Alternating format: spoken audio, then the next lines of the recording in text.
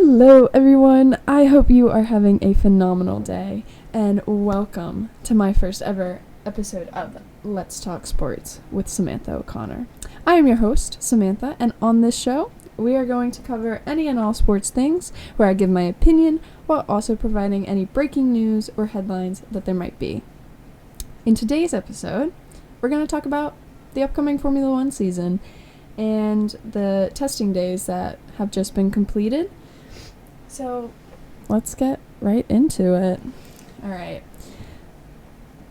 So talking about the top performers and top teams, day 1 and 2, well, let's start off. For those of you who do not know, Formula One testing days, there are 3 of them. There are going to be 2 sessions each day, a morning and an afternoon session. And the teams will generally send 1 driver to the morning and 1 driver to the afternoon session and test out the car.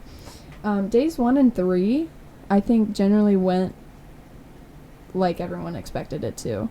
Day 1, looking at the final classifications, Norris was on top, running a 130, which is pretty much where we expected after McLaren won the Constructors last year. Day 3, it ended with George Russell on top, which I think is also somewhat expected, just because Mercedes has been a top team the past several years.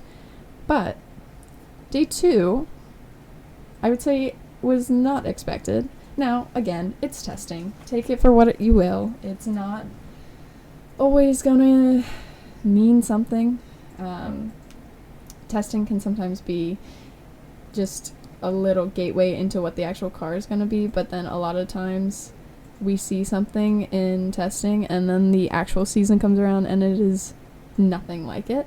So day 2 could mean something. It could also mean absolutely nothing. And the reason I bring up day 2 is because Carlos Sainz was topping the table.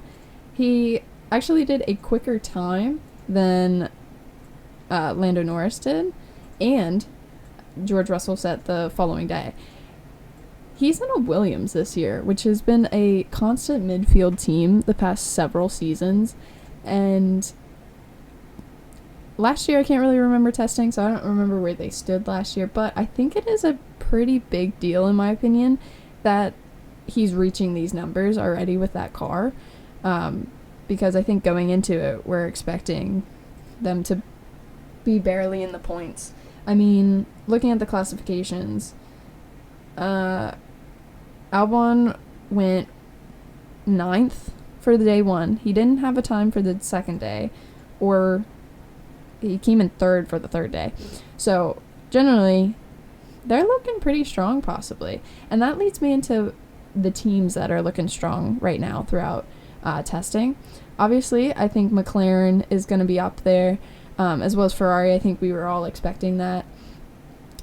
Williams, however, I think is the underdog, and I think if they're performing the way that they are now during the regular season, I think they very well could be slowly climbing their way out of the midfield, kind of like what McLaren's been doing the past 2 years. However, I don't think I'm going to include Red Bull in the looking strong team section. I think Red Bull could have a solid first weekend. Articles that I've been reading have been talking about how they are kind of matching race speed and pace on track, but there's still some things to the car that are a little iffy. So they might be a strong team. They might not. It might also just come down to the drivers, like the second half of the season last year. Weaker teams, I think Sauber has those types of teams that have been in the lower tier midfield teams are expected.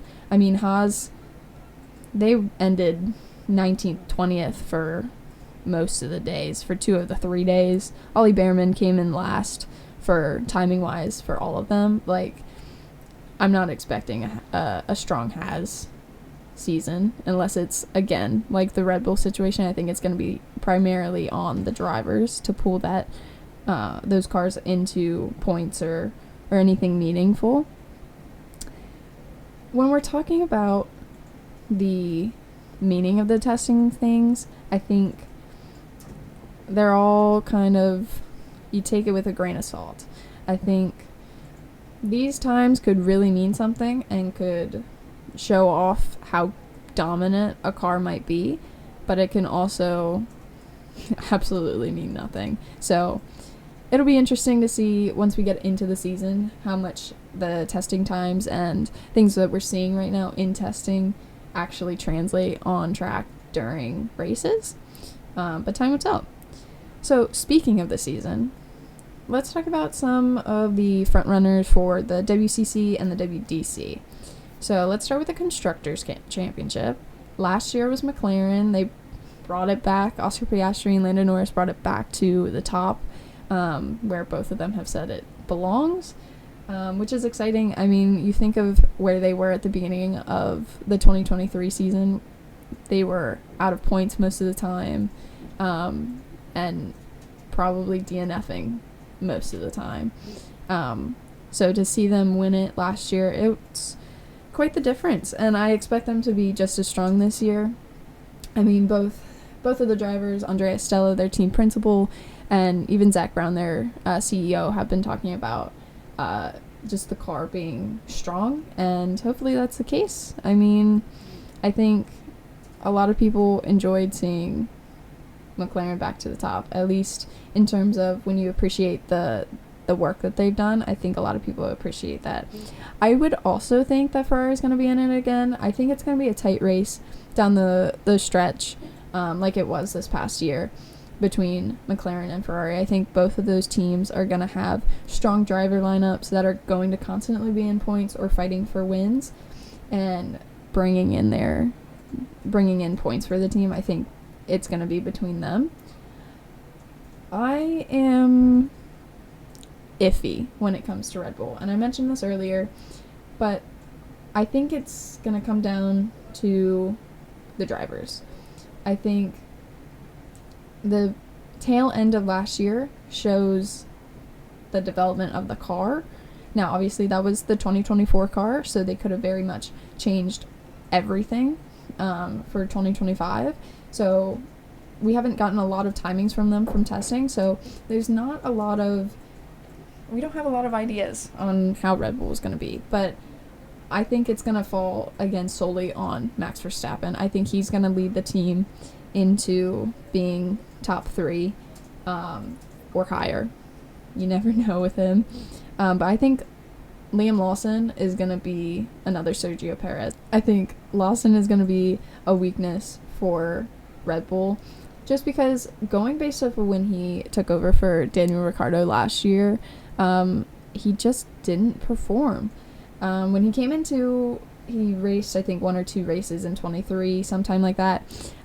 He did strong. I mean, he knocked out Max Verstappen his first race in qualifying. So I think he has potential to be really strong, but I'm just a little iffy on whether or not his time will be, how his time will be in Red Bull. We talked about Max Verstappen. I think he's still obviously in the Drivers' Championship conversation. Kind of difficult for you not to put a 4-time world champion in the conversation.